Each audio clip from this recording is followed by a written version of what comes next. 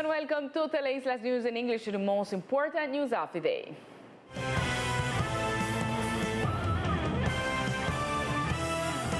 The health entities of the archipelago begin to prepare the protocols to receive the 42 vaccines against COVID-19, which will be applied next week in the department. The first day of application of the vaccine against COVID-19 for the island is scheduled for next Tuesday, February 23rd, where 42 people from the group of human talent in health and support personnel in the COVID care line at the intensive care unit will be immunized. The ICU intensivist anesthesiologist Gisela Archibald will be the first in the department medical group to receive the dose. For me, Gisela Archibald de la Peña is a great satisfaction. I am pleased to be the first person in the area of health to be vaccinated against SARS-CoV-2 in the archipelago of San Andres. After so many months of sacrifice, tireless work, anguish, fear, separation, but above all, much pain and helplessness for the countless lives that were lost. Today we see the light that opens the way for all the inhabitants of the island to reach this immunity so longed for. The Hospital of San Andres has 256 workers in the COVID-19 area between professionals and support staff, but only 42 will be immunized next week. Archibald indicated that she hopes that in the coming days the entire staff will be vaccinated and invites not to lower our guard against the pandemic that we are currently living. I hope that in a few weeks all health personnel and the general community will be vaccinated, because according to science, vaccination is the only alternative to overcome this pandemic. It goes without saying that we must continue to take care of ourselves. We must continue to keep all the biosecurity protocols. Let's not lower our guard. The vaccine collection center in San Luis will be guarded by the police, where the vaccine will arrive and then be transferred to the Clarence Lee Newell Memorial Hospital for its application.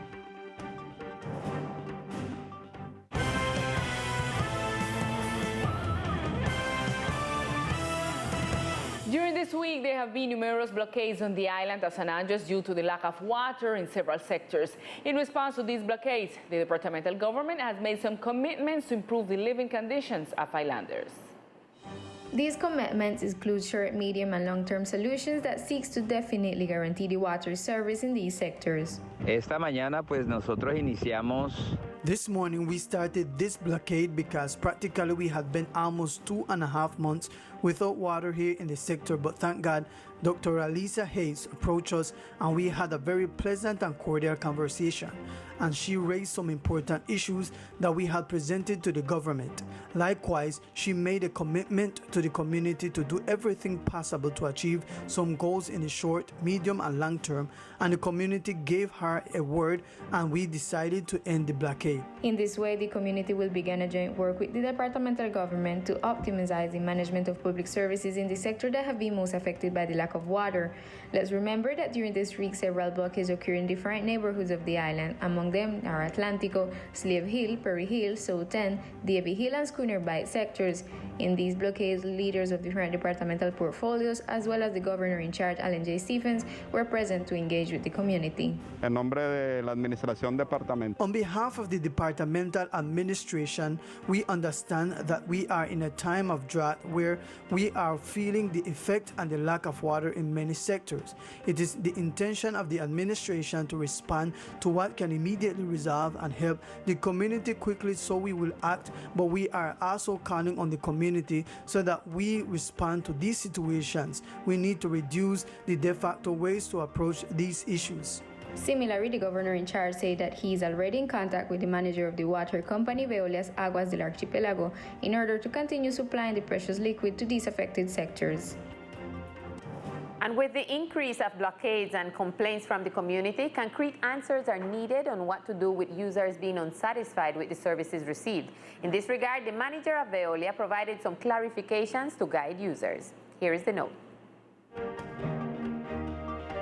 What is Veolia Water Archipelago's direct response to the recent demonstrations from the community? Las personas que no reciben el agua por red. To those who have not received water through the network and who are our users, let me clarify something here. There are blockades that have occurred that are not users of the company, such as the case of Schooner Bight and the case of Batam House. They do not have aqueduct networks, therefore the company has no obligation to supply them with water. However, in the case of Bottom House, the company donated the water so that the firefighters could take it. For example, last weekend, we also donated water to the south of the island, which are not our users either, and it was carried out with the support of the Air Force and the Navy. On the other hand, John Dufis explained what users should do when filing a complaint. Cuando se interpone la queja, se les da un número de radicado. When the complaint is filed, they are given a file number. If in 15 working days the company does not give an answer, it is considered in positive administrative silence, which gives the user the reason. In the event that the company answers within 15 days, the user, once notified of the response, has 15 working days to appeal to the superintendency, who will resolve the matter if the user does not agree with the company's response. The official invite users to file their complaints with the Veolia office before taking action.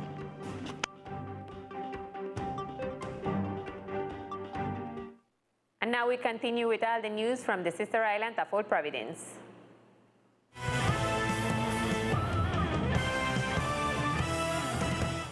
Yesterday at a press conference, the director of Coralina clarified doubts about the environmental viability of the Coast Guard Station project.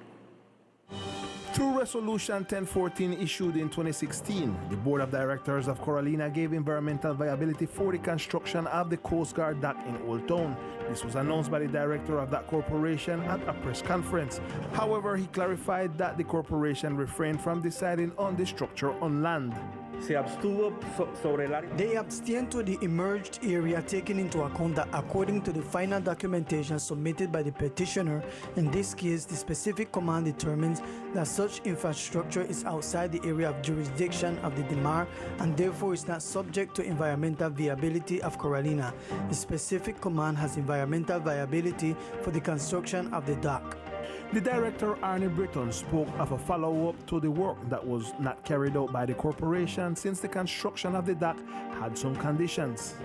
Prior to the construction of the dock, the specific command had to carry out an analysis of the quality of the seawater prepared by an accredited laboratory, and this is what we are doing as a matter of investigation. Likewise, the corporation recommended to advance the conciliation with the community regarding the project since in the framework of the consultation there was no agreement. What is coming next? Vamos a hacer el seguimiento. We are going to follow up on this resolution. We are going to have a meeting with the community to see if they really comply with those recommendations and obligations framed in the resolution, as to verify if there really was an agreement with the community in the framework of a previous consultation. The director concluded by clarifying that if there is evidence that the minimum requirements have not been met, the work in the area will be suspended and a sanctioning process will be initiated. And today completes a week of fumigation by the Departmental Health Secretariat in coordination with the Municipal Secretariat of Social Development, a request awaited for by the community. In order to prevent diseases such as Zika, chikungunya, and dengue, among others, the Health Secretariat and the Municipal Social Development Secretariat have been carrying out fumigations throughout the island. We're doing a fumigation from right around the land, controlling the Aedes aegypti, especially in the house them from the island. Right now we're done fumigate 765 houses. We're done in the town. This is the last section of Falta. 13 institutions were fumigated and water controls were applied to avoid mosquito breeding. The idea was to go around house by house and apply a product by the name of Dimilin in the water, such as the tank them and the cistern that are exposed because many of them lose the cover during the impact from the hurricane, to control what we call the wegweg in the water. Further on, there will be some other actions such as working with the community to get some type of solution or provisional solution to cover the water. The idea is to visit the island to fumigate it every month and also seek for alternative solutions that do not involve the use of chemics. And in other news from Old Providence, the Departmental Secretariat of Infrastructure invites the Rizal people in Old Providence to the informative meeting on the progress of the dredging project for the deepening of the access channel to be held on Monday, February 22nd at 4 p.m. at the Santa Isabel Adventist Church. Topics such as the status of the project, environmental management measures, follow-up to concerns, complaints, and suggestions from the community, among others, will be discussed.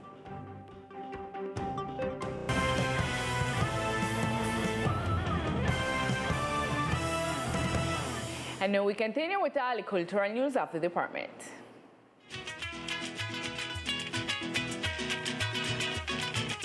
The department will commemorate this weekend Creole Day with a program filled with various activities highlighting the traditions of the Rizal people.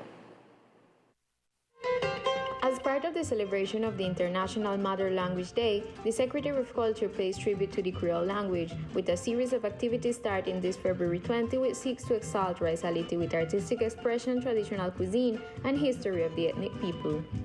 For this Creole Day, we got multiple activity coming for we from 9 in the morning to 11 in the night. So we could come and enjoy them activity.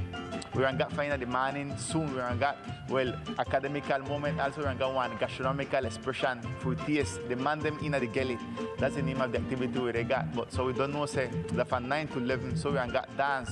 We're going to the concert. So no, please come and enjoy and make a big up with cultural identity because Creole is our everything. During this weekend, there will be a mobile concert that will tour different sectors of the island. In that way, kicking off the tribute to the Creole language. The recreational activities will begin this Sunday at the pathway near the Point Building. And among other activities to celebrate on Creole, there are several conferences that seek to create a space for recognition and appreciation of our ethnic group. Continuing with the celebration of Creole Day, the Institute Caro y Cuervo through its Facebook account celebrated Native Language Day with a program of the native language of Colombia where the Rizal Zoraida Fikir led a discussion of the Rizal Creole language. February 21 is an achievement for the recognition and visibility of the native languages of Colombia, which are part of the cultural and intangible heritage of the ethnic groups that speak these languages, which deserve public and social diffusion, as well as protection, strengthening, use and preservation in a multi-ethnic and multicultural nation. The Bank of the Republic, in conjunction with Infotep, will hold next Monday, February 22nd, a series of conferences on Creole language in the Caribbean. The 22, which will be Monday, we want to talk about the marathon. So the marathon of the Creole. And the idea is to rescue back part of our culture that have to do with the language. And plenty of people today, instead of talk English or Creole, and sometimes we mix up the two.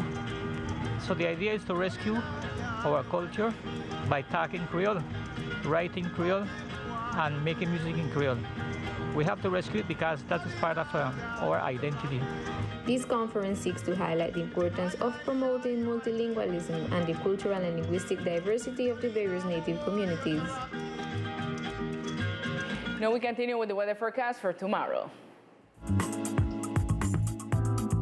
The weather forecast for tomorrow, 20th of February, in the coastal area of Archipelago, the sky will be mainly sunny. Temperature will be 29 degrees Celsius with wind from the northeast direction with intensities of 23 kilometers per hour. Humidity forecast is 70% and probability of precipitation will be 20%.